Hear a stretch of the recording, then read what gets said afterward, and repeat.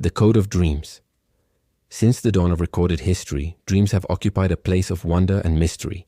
Ancient civilizations saw them as divine messages or omens. Philosophers regarded them as expressions of the soul, and today science studies them as complex products of the human mind. Yet beneath all biological and psychological explanations lies a deeper question. Why do we dream? This seemingly simple question reveals an enigma so profound that even modern neuroscience has yet to solve it. This essay investigates what could be called the code of dreams, the secret language through which the unconscious communicates with consciousness, and perhaps with something beyond ourselves. 1. The invisible map of the mind. While the body rests, the brain remains astonishingly active. During certain sleep stages, especially the REM, rapid eye movement phase, the brain displays electrical activity as complex as that of waking life. It is in this phase that the most vivid and strange dreams occur. Researchers describe the human brain as a universe within another universe. As we sleep, regions associated with perception and emotion become hyperactive, while areas responsible for logic and self-control quiet down. In dreaming, the mind seems to free itself from the restraints of reason. And yet, even amid chaos and absurdity, there is emotional coherence. Dreams may lack rational sense, but they make emotional sense. They speak the language of symbols, a code the unconscious uses to communicate through images and feelings that the waking mind only partially understands. Sigmund Freud, in The Interpretation of Dreams, 1900, proposed that dreams are the royal road to the unconscious. He saw them as expressions of repressed desires and inner conflicts. Carl Gustav Jung expanded this idea, viewing dreams as messages from the collective unconscious, a deep layer of the psyche populated by universal archetypes. These theories laid the foundation for the modern study of the mind. Yet the essential question persists. How does the brain create such vivid and complex realities while we sleep? 2. The engineering of dreaming. The modern science of sleep began with the invention of the electroencephalogram, EEG, in the early 20th century, which made it possible to map brain activity during rest. It revealed that sleep occurs in cycles of light, deep, and REM phases. During REM sleep, a storm of neural impulses floods the limbic system, the emotional center, and the visual cortex, generating the surreal imagery and fluid narratives typical of dreams. But science uncovered something even more fascinating. The dreaming brain reconstructs the past and rehearses the future. Brain imaging studies show that, while dreaming, memory and anticipation regions reactivate, reorganizing experiences and simulating future scenarios. In other words, dreams are a mental laboratory where the brain processes emotions, consolidates memories, and tests behavioral responses. Neuroscientist Matthew Walker from the University of California argues that dreaming is a form of emotional therapy. During REM sleep, strong emotions are reprocessed without the chemical stress response associated with wakefulness. Thus, dreaming may be a biological mechanism for emotional balance.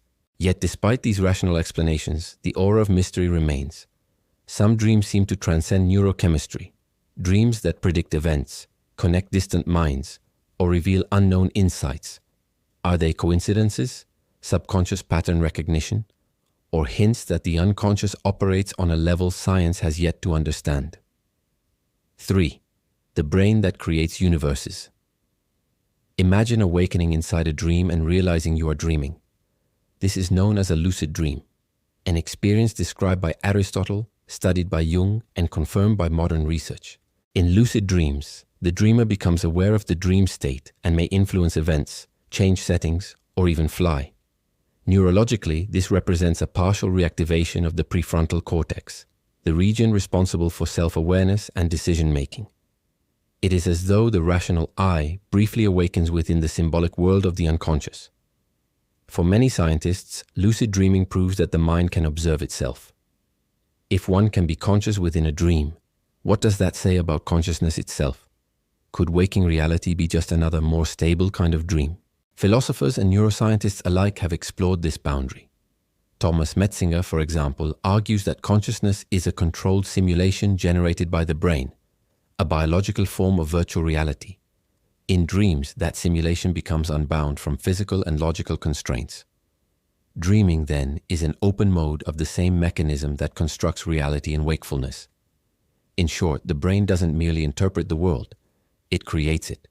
And dreaming is the clearest evidence of that creative power. 4. The emotional code. Experiments at Harvard University have shown that when people dream shortly after an emotionally intense experience, Their stress response diminishes the next day. During REM sleep, emotional memories are reactivated but without the release of stress hormones such as adrenaline. The brain essentially rewrites the memory with a gentler emotional charge.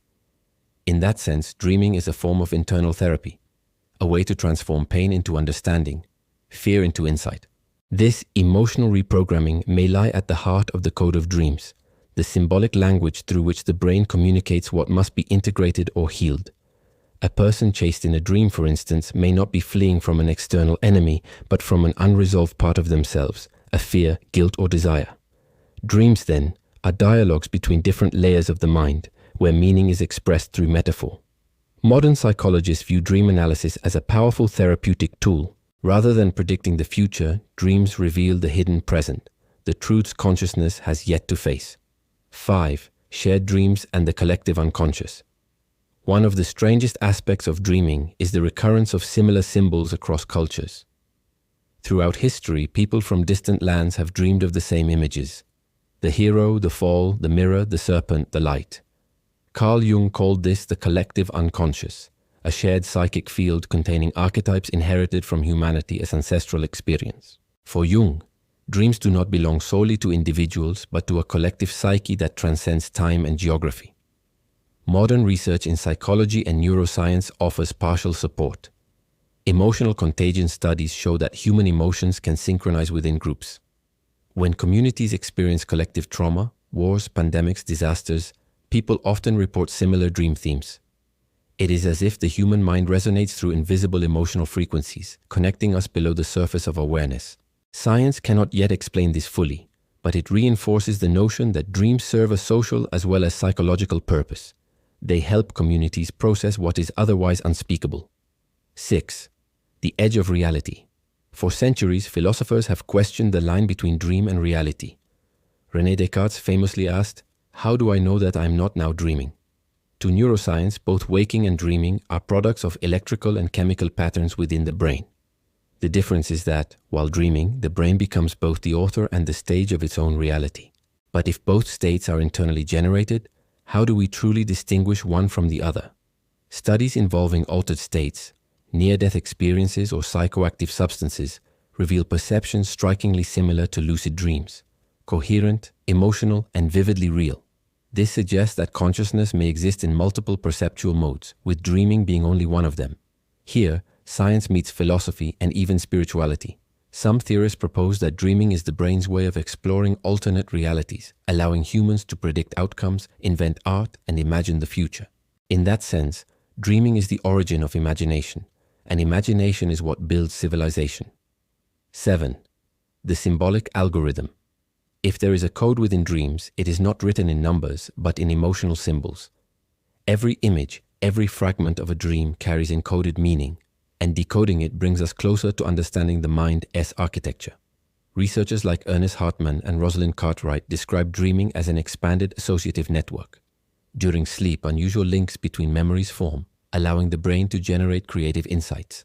The chemist Friedrich Kekulé, for example, dreamt of a snake biting its tail, an image that inspired his discovery of the benzene ring's molecular structure. Mathematician Srinivasa Ramanujan claimed that mathematical formulas were shown to him in dreams by a goddess. Such cases suggest that by decoding the symbolic logic of dreams, the mind accesses non-linear thought processes, intuition as a cognitive tool. Perhaps the true code of dreams is not a mystical language, but the process by which the brain transforms chaos into meaning, a biological algorithm turning raw experience into coherent narratives that sustain identity and creativity. 8. The digital age of dreams. With advances in neuroscience and artificial intelligence, humanity approaches what once seemed impossible: recording dreams. Japanese researchers have already reconstructed dream imagery using brain scans and machine learning models. Though still primitive, these reconstructions point toward a future where we might literally see or play back our dreams. But this prospect raises profound ethical and philosophical questions. If we could decode dreams entirely, what would remain private in the human mind? Dreams, that last refuge of inner mystery, would become data, algorithms, and pixels. In seeking to translate the unconscious into code, we might risk losing the very essence that makes it meaningful, its mystery. 9. Awakening. In the end, studying dreams leads to a paradox. Science can describe the how, the mechanisms, the electrical waves, the brain chemistry, but the why remains open.